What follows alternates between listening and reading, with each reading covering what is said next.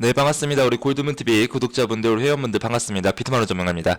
자, 요즘에 시장이 지속적으로 하락 장세를 보여주면서 많은 투자분들이 상당히 힘들 거다라고 말씀을 드리도록 할 건데, 자, 그래서 오늘 방송에서는요, 지금 현재 암호화폐가 왜 이러한 현상이 나오는지, 그리고 이제는 앞으로 어떻게 될 것인지, 지금 투자분들이 상당히 많이 힘든 시기란 말이에요. 그렇죠. 손절을 치기에도 애매하고, 그렇다라고 해서 또 이제 손절을 안 치기에도 무섭고, 정말 많은 투자분들이 힘들어하는 시기인데, 자, 그래서 왜 이러한 현상이 나오고 이러한 현상이 왜 반복되는지 이런 것들에 대해서 한번 알아보도록 하겠습니다.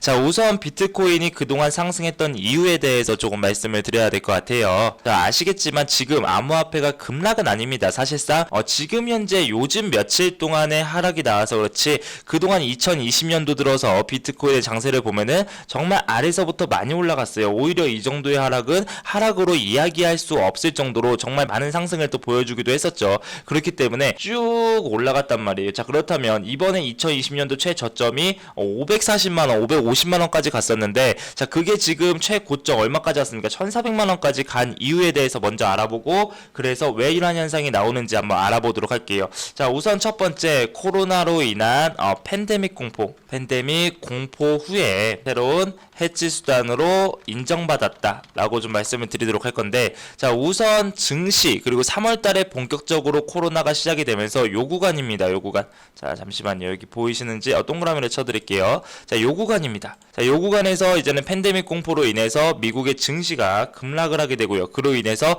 금, 비트코인, 암호화폐, 알트코인 모두 다 전체적인 하락을 또 진행을 하게 됐었습니다. 자, 이 당시에 정말 이 당시에 요렇게까지 간다고 생각해 볼게요. 정말 이젠 끝이다라고 했던 사람들이 많았었는데, 자, 다시 한번 점점 그 불안 심리로 인해서 하락은 했지만, 그 공포감으로 인해서 팬데믹 현상이 나왔지만, 그래도 결국은 해지 수단으로서의 암호화폐가 인정받기 시작하면서 엄청난 상승을 보여주기도 했었죠. 자, 그렇다면 두 번째 이유, 이더리움의 2.0입니다. 그렇죠. 그러다가 이제 올라가다가 이더리움이 이제 2.0 이슈가 나오면서 드디어 이제는 이더리움이 작년부터, 재작년부터 지속적으로 그동안 그렇게 하고 싶었던 2.0이 드디어 테스트넷에 들어가면서 성공하나라는 기대감으로 인해서 상승세를 또 이끌기도 했었고요. 자, 세 번째 이유가 뭡니까? 바로 디파이 시장입니다. 그렇죠. 요즘 최근에 트론이 엄청나게 상승했던 이유도 바로 이 디파이 프로젝트에 들어가겠다라고 이제 발표를 하자마자 정말 엄청난 상승을 보여주기도 했었죠. 디파이 시장이 뭐예요? 바로 탈중앙 시장이라는 거예요. 지금의 현재 전통 금융권들이 아니라, 그렇죠, 전통 은행권들이 아니라 중앙에서 이제는 간섭하지 않는 개개인이 은행이다라는 게 이제 탈중앙 서비스인데, 암호화폐의 첫 번째 궁극적인 목표이기도 했었죠. 자, 이렇게 해서 이제 이러한 이슈로 인해서 상승세를 진행을 하게 됐었습니다. 그렇죠. 쭉. 그런데 지금의 구간으로 한번 보도록 할까요? 자, 코로나로 인한 팬데믹 공포 후에 해지 수단으로 인정받았다라고 하는데, 자, 이것도 어느 정도지. 그렇죠. 지금 코로나가 아직도 끝나지 않았어요. 자, 그러다 보니까 어떻게 됩니까?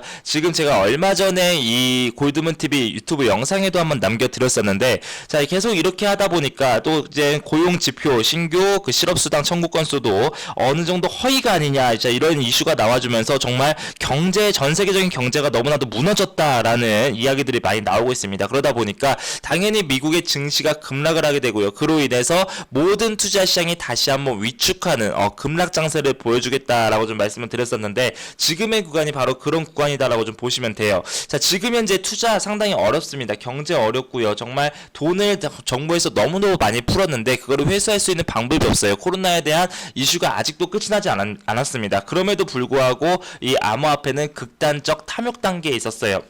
그렇죠. 그렇다면 당연히 증시가 내려갈 때 팬데믹 공포로 인해서 다시 한번 나왔다. 자, 그렇다면 여기에 대한 답, 지금 현재 이렇게 하락 장세가 나와주는 답을 좀 드리자면 제 2차 팬데믹 구간이 왔다. 2차 팬데믹 공포이다. 두 번째, 이더리움 2.0에 대해서 말씀을 드려보도록 할게요. 자, 이더리움 2.0 테스트 단계에 들어갔었는데, 자, 그게 또 이제는 여러 가지 문제가 생기면서 올해 말, 그리고 뭐 내년 언제 나올지 또 미지수가 됐습니다. 자, 그러다 보니까 이거는 기대감으로 인한 상승 이후 재료 소멸이다라고 좀 말씀을 드리도록 할게요. 자, 그렇다면 디파이 시장 볼까요? 디파이 시장도 이미 너무나도 급등을 했다. 이미 급등 후에 뭡니까? 뭡니까? 바로 차익 물량 실현이 나와주는 구간이다. 실현이 나와주는 구간이다라고 좀 말씀을 드리도록 할게요. 자, 그렇다면 이러한 구간들이 멈추고 멈춰서 이렇게 맞물리고 맞물려서 지금 시장에 재미없는 장세가 나와주고 있는데, 자, 거기다가 좋은 재료가 또 하나 나왔죠. 무슨 재료가 나왔습니까? 바로 국내 빗썸. 자, 그렇다면 이번엔 반대로, 자, 올라갔던 이유들 그리고 지금의 상황들에 대해 설명을 드렸었는데, 자, 이제는 반대로 내려갔던 이유들을 좀 설명을 좀 드리도록 할게요. 내려가고 있는 이유들. 첫 번째가 바로 하락의 시작점이 어디냐? 바로 국내 빗썸의 압수수색 이후부터 시작을 했습니다.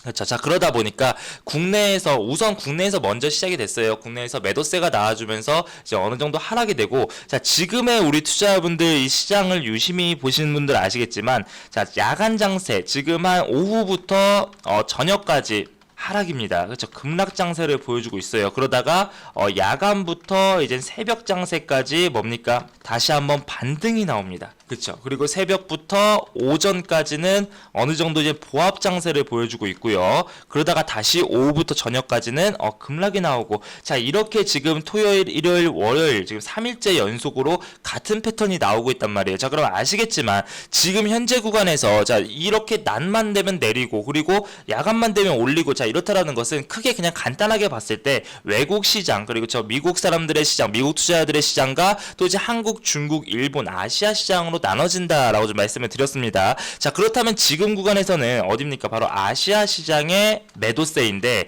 자, 아시겠지만 국내에서 아무리 국내가 거래량에 대해서 뭐 거래량 3위이고 정말 한 방이 있고 그렇다 하더라도, 자, 지금 국내의 매도세, 그 빗썸의 압수수색의 이유가 이렇게 전 세계 코인 시장을 막 휘두를 만큼의 큰 이슈는 아닙니다. 자, 그러다 보면은 아시아 시장 쪽에서 지금 매도가 나오는데 이러한 현상들이 나온다. 그렇다면 우선 첫 번째로 당연히 중국 쪽의 이슈를 좀 알아봐야 되고요. 그렇죠. 중국 쪽의 이슈. 자, 그렇다면 지금 현재 중국의 채굴업자들이, 그렇죠, 채굴에 대한 이야기가 안 나올 수 없죠. 자, 우선 첫 번째가 뭡니까? 중국의 독점 채굴 이슈에 대한 내용들이 나와주고 있어요. 자, 이거는 뭐냐면은, 자, 지금 자금 세탁을 하는 사람들이 비트코인 채굴기를 통해서 자금 세탁을 진행하고 있다라는 이야기가 나와주고 있고, 두 번째가 뭐예요? 이전에 채굴했던 사람들의 차익 물량 실현, 이제는 채굴을 그만큼 많이 해서 모아놨고 이제는 매도하고 있다라는 이야기가 나와주면서, 그렇다면 중국 쪽의 물량과 한국 쪽의 빗썸 압수수색, 이로 인해서 김치 프리미엄도 사라지고 이러한 장세가 지속적으로 나오는구나 라고 좀 말씀을 드리도록 할게요. 자, 그러다 보면 당연히 우리 투자자분들, 지금에 보유하고 계시는 분들 매도를 하겠죠. 그리고 새롭게 비트코인을 시작해볼까 라고 하시는 분들도 조금 어느 정도 반등 나오면 시작해야겠다 라고 해서 살짝 지금은 관망의 단계에 있단 말이에요. 자, 그러다 보면 지속적으로 새로운 매수세가 들어오지 않고 매도 이렇게 되다 보니까